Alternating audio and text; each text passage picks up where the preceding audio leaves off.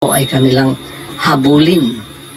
Mga kaibigan at mga kababayan, umiiwas po ako sa pangyayaring ito dahil hindi po katulad ang kasong ito ng kanila ni Congressman Tevez at ni General Bantag. Hindi po. Si General Bantag at si Tevez ang kumakalaban po sa kanila ngayon na tumahabol ay ang gobyerno lamang ng Pilipinas. Uy, wait, fake news yun, Pastor. Fake news yun, no? Kay Tevez, merong pinag-aaralang kaso at merong kailangang sagutin na kaso. Yun po sa Degamo case. Yung kay Bantag naman po, kay Percy Lapid. Pero hindi po gobyerno, mga kababayan. Although, mga kapulisan, no? O Department of Justice, yung mga nagpapahanap doon sa mga yon, pero hindi po ibig sabihin ang gobyerno ang nagkaso. Hindi po. Linawin lang po natin yon, mga kababayan. 598 viewers, 77 likers.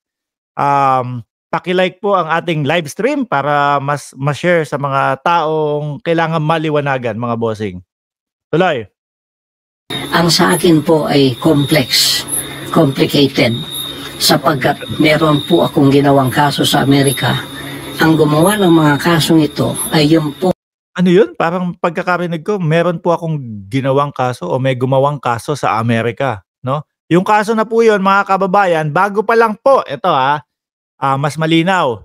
Bago pa lang po maupo ang ating Presidente Marcos, mga kababayan, nando na po yung kaso na yun, mga bossing. Nando na po yung mga kaso na yun. Hindi po umalagwa o hindi lumabas yung kaso na yon during the time of our president ngayon, Bongbong Marcos.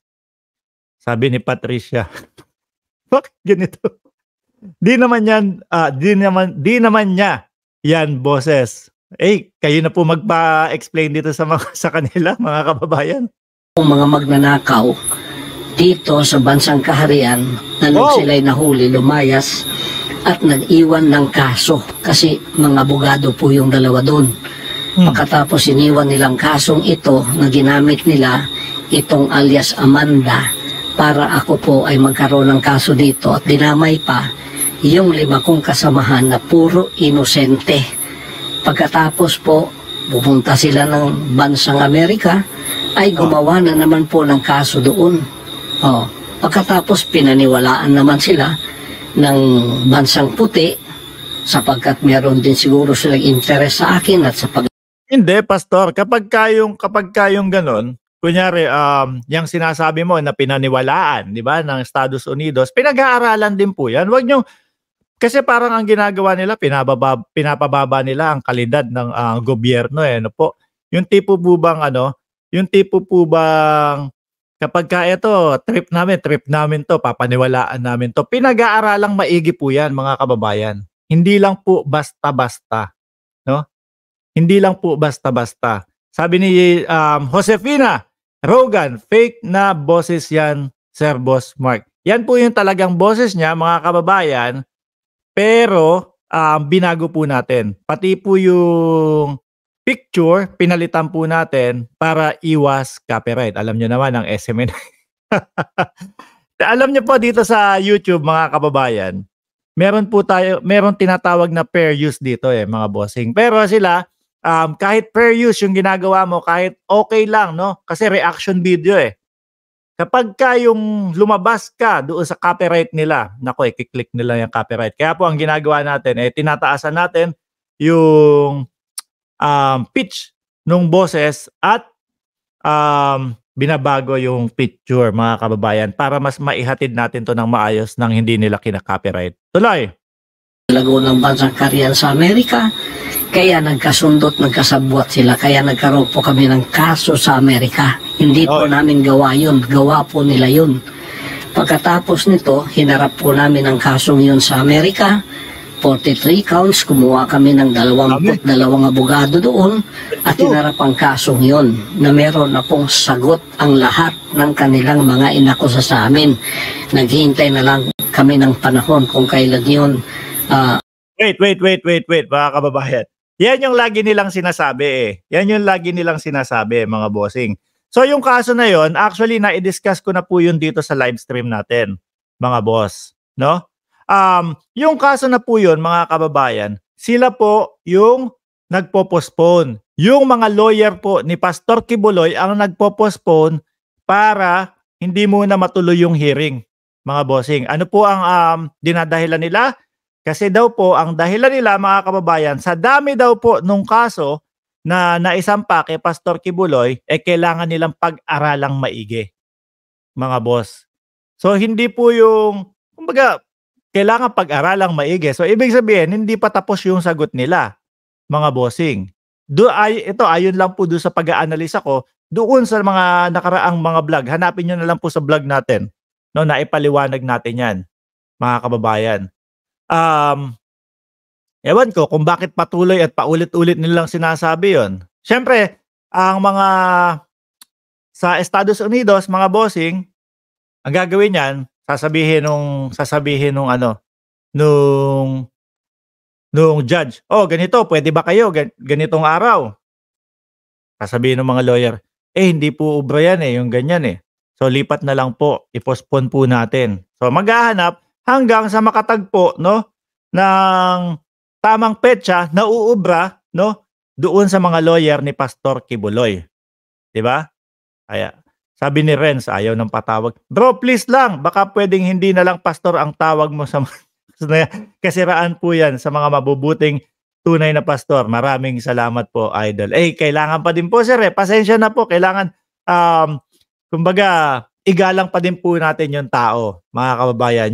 Yun yung kanyang address para sa sarili niya,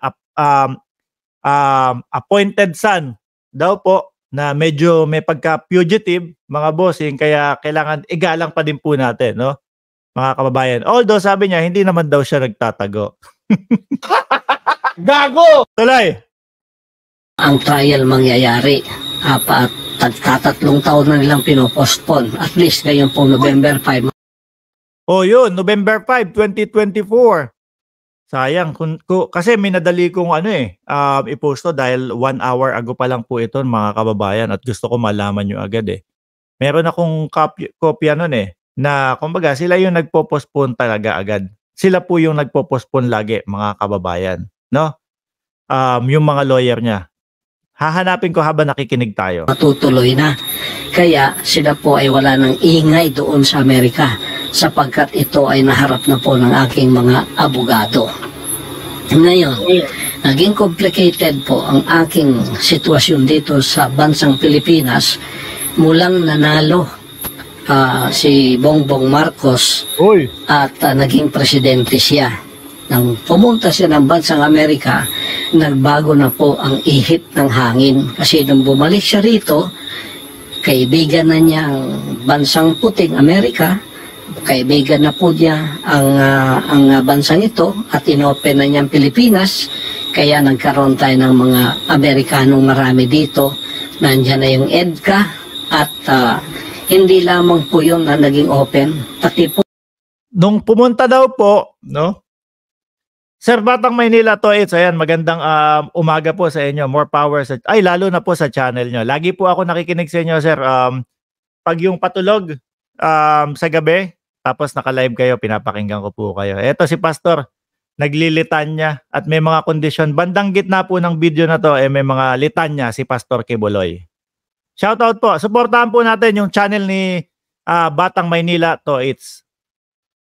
Ako, ang kaso ko ay naging complicated dahil isinama na po sa sitwasyon na mga puting yan ay naririto at ako po ay hiningi na nila sa kamay ng rehimeng Marcos. Kaya noong December 21 o 22, nagkasundo na po yung dalawang yan.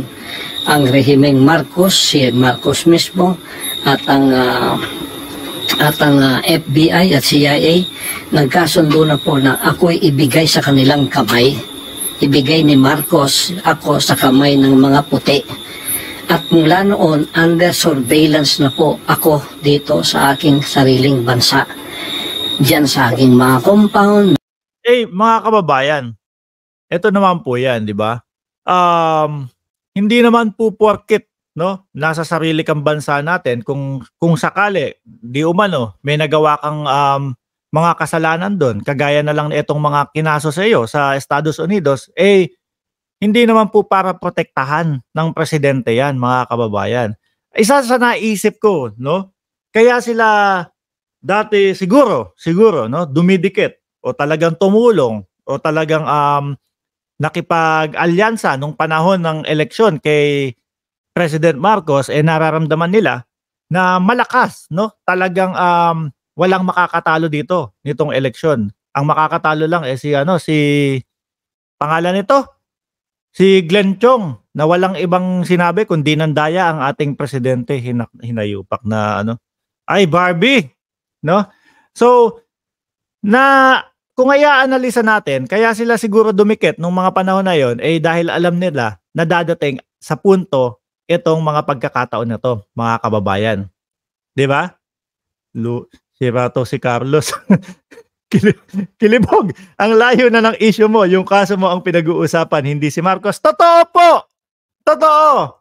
No, siguro, nagtatampo sila kay Pangulong Marcos dahil, nung eleksyon, kino-coverage ka namin Tapos ngayon, nandito kami sa ganitong sitwasyon, hindi ka nagsasalita. Ayaw mo silang stop! Hindi po naman, yung presidente natin, yun po yung maganda, mga kababayan. Kasi hindi tumatanaw ng utang na loob or walang utang na loob. Pag mali ka, mali ka. Di ba, mga kababayan? Pag may kailangan kang sagutin, dapat mong sagutin. Ayan. Yun ang tamang presidente, mga kababayan. Meron ng mga drones, araw at gabi. Gawa po ng mga puti yun. Pagkatapos po, naghanda kami kasi ayaw po nila ang tinatawag na extradition, kasi may extradition treaty tayo. Yun ang legal na paraan para ako ay humarap sa kaso doon sa Amerika using my constitutional rights. Ayaw nilang dumaan doon sa prosesong yon na legal sapagkat magiging matagal daw. Ngayon, mga kaibigan at mga kababayan,